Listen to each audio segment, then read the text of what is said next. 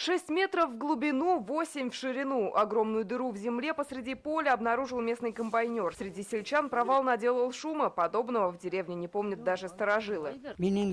Я здесь живу с самого рождения. На этих полях и играл ребенком, и работал в молодости. Но такого еще никогда не видел. Квадратных метров своей земли не досчитался фермер Рустем Аюпов. Именно его хозяйству принадлежит поле, благо урожай с него уже успели собрать.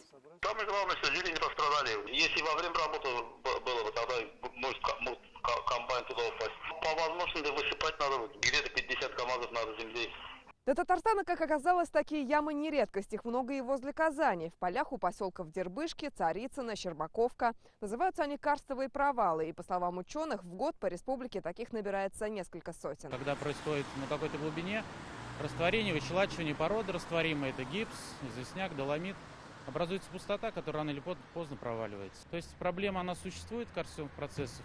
Ну, скажем так, вот не сегодня-завтра мы все провалимся, такого нет. Серьезный карстовый провал в Казани случился в 1977 году. Под землей исчезла часть Александровского пассажа. Современная же застройка, как говорят специалисты, ведется уже после тщательных инженерно-геологических исследований. Опасные зоны учитывали и при строительстве казанского метро. Кстати, легенды гласят, что там, где в Буинске сейчас полный провал, некогда находились тайные склады местного Робин Гуда Шакура Карака. И, как говорят жители, возможно, именно из-за них и ушла земля из-под ног. Лена Зинатульна, Рамзиль Гарипов, ТНВ, Буинск, Казань.